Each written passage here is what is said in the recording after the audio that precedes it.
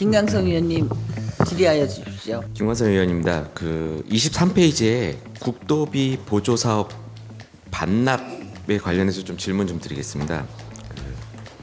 21년도에 비해서 22년도 이렇게 좀 너무 많이 증감이 됐는데요.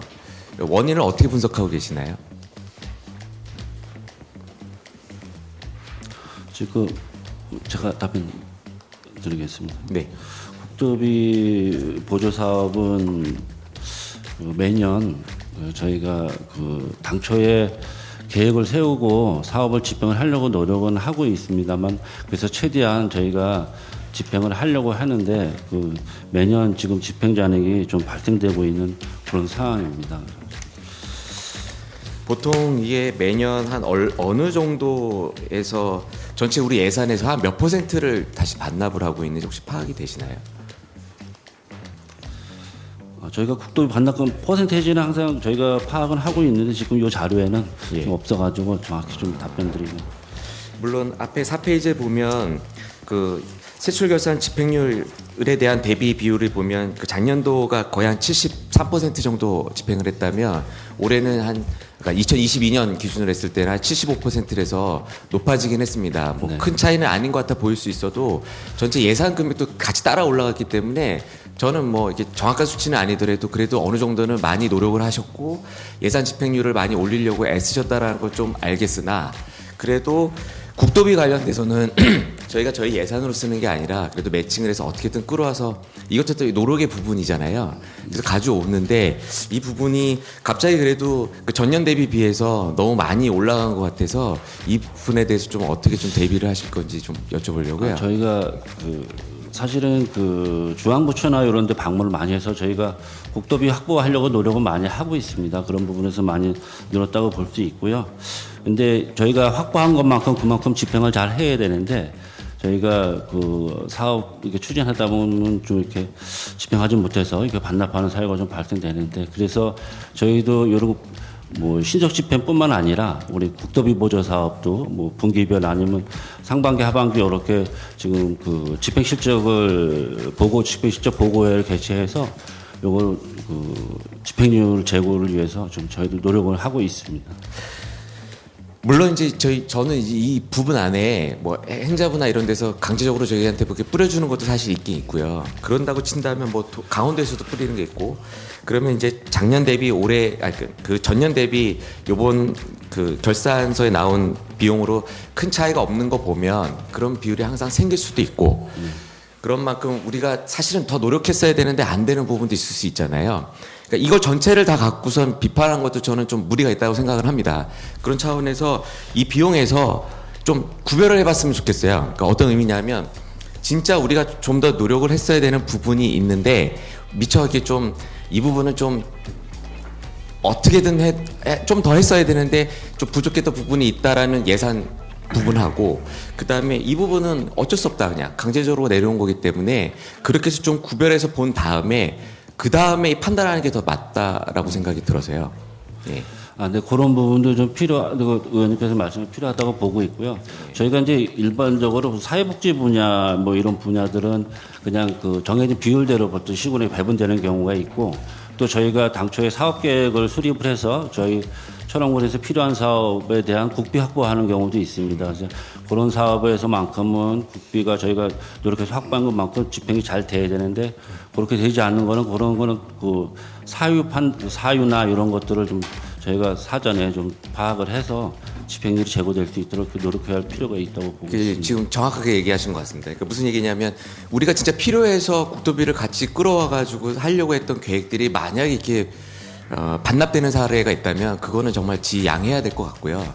최대한 우리가 쓸 수 있는 한도 내에서 이거를 쓸 수 있도록 좀 노력하는 방향을 좀 틀어야 되지 않나 하는 차원에서 한번 질문을 드려봤고요. 역시나 똑같이 27페이지에 순세계 잉여금 관련해서도 한번 질문 드리고 싶은데요.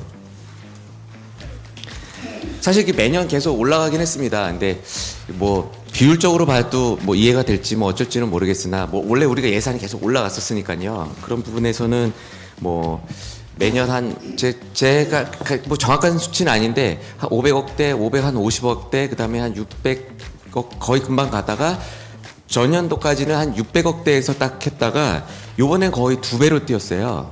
물론 처음에 이제 설명하셨을 때 저희가 뒤늦게 이제 예산이 저희한테 이제 좀 오게 돼서 그 특별기부금이죠.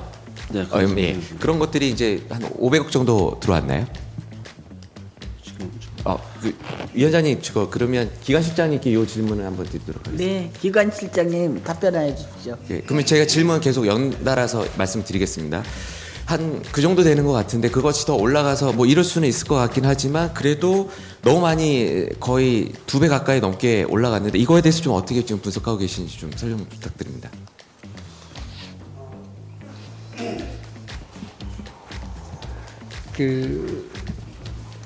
보통교부세가 작년 같은 경우는 좀 저희 군만 그런 게 아니고 전체적으로 좀 예산이 많이 배정이 됐어요. 그러니까 저희가 처음에 보통교부세를 결정을 할 때보다 예산이 약 한 750억 정도가 더 내려왔습니다. 그러다 보니까 이제 아마 이 정도 안 내려왔으면은 아마 그 예년하고 거의 비슷한 수준으로 아마 순세기 잉여금이 나왔을 텐데 이게 10월 달 이후에 저희가 이제 1회 추경 끝나고 10월 달부터 이제 그 교부세가 한 750억 정도가 더 내려왔는데 이 부분은 뭐 정리 추경밖에 없는 상황이라서 예산을 뭐 편성하기는 좀 어려운 상황이었고 그래서 이 부분을 저희가 그 금년도 당초 예산에 편성을 시켜서 저희가 집행을 했습니다. 물론 이제 이 순세계 잉여금 자체도 사실은 줄이면 줄일수록 저희가 이제 그만큼 효율적으로 저희가 예산을 집행한다라고 볼 수도 있는 부분이기 때문에요. 이거를 좀 줄이는 것도 중요하긴 하나 좀 특수 상황이라는 건 좀 이해가 되겠습니다. 근데 제가 좀 이제 요건 좀 이제 원래는 이렇게 하면 안 되는데 제가 이제 걱정하는 바는 올해까지는 그래도 예산이 좀 풍족했잖아요. 예, 그렇습니다. 근데 벌써부터 저희가 지금 어느 정도 예상은 좀 하고 있어요. 그 내년도 예산에 대해서 어떻게 지금 전망하고 계실지 한번 설명 좀 부탁드릴 수 있을까요? 아마 그 국세청이나 뭐 기재부 이런 데서 아마 그 발간한 월간 재정 동향이라고 있습니다. 근데 거기에 보면은 아마 4월 달까지 현재 아마 전년 대비해서 약 33조 9천억, 약 34조 정도가 지금 아마 세금이 덜 거친 걸로 그렇게 지금 판단하고 있어요. 그렇다 보면은 아마 연말까지 가면은 뭐 부동산 경기라든지 이런 게 좀 좋아진다 그러면은 좀 나아지겠지만은 아마 연말까지 좀 비슷한 상황으로 가지 않을까 이렇게 좀 생각을 하고 있어요. 그래서 그러다 보면은 아마 보조금이라든지 그 교부세가 아마 시군에 떨어지는 교부세가 상당히 줄어들지 않을까 지금 이렇게 좀 판단하고 있습니다. 그래서 내년도 예산은 좀 긴축으로 가야 되지 않을까 그렇게 좀 판단합니다. 저도 이제 찾아본 바로는 올해 벌써 한 34조 세액 그 결손이 벌써 발생을 했고요. 그 다음에 이 추세대로 가면은 지금 기관실장님 설명하신 대로 내년 예산에서 아마 크게 반영된 대로 우리가 받게 되면 아마 올해랑은 정말 틀린 상황에서 예산 집행할 수도 있는 상황이어서요. 그런 차원에서 앞으로 어떻게 될지 모르기 때문에 저는 이 지금 순세계 잉여금 이 자체를 최대한 잘 활용하시기를 간곡히 부탁드립니다. 왜냐하면 이 자체만으로도 지금 올해 예산 저희가 6천억 정도로 계산을 하더라도 25%이기 때문에 네네. 이게 어쩌면 우리의 입장에서는 뭐 복지도 그렇고 남아있는 지금 또 관광이나 아니면 건설 관련된 예산들이 지금 많이 남아있잖아요. 계속비 사업들. 이런 데에서 이것들을 충분히 활용할 수 있는 기회를 삼았으면 좋겠고요. 그 다음에 대비하십시오. 이제 앞으로 또 어떻게 될지 모르기 때문에 내후년에서는 그 다음부터는 남아있지 않을 수도 있잖아요. 내년도에 순세계 잉여금이 진짜 있을까 없을까도 그런 만큼 그 후에도 그 다음부터는 최소한 복지는 지켜야 되잖아요. 지키고 사업을 정리할 수 있는 거는 최대한 잘 컨트롤하셔서 정리할 수 있는 그런 플랜을 좀 마련하셨으면 좋겠습니다. 예, 알겠습니다. 뭐 예산 편성이라든지 아니면은 뭐 그 예산 관리하는 데 있어서 하여간 저희가 아주 열심히 준비하도록 하겠습니다. 예, 답변 감사합니다. 이상입니다.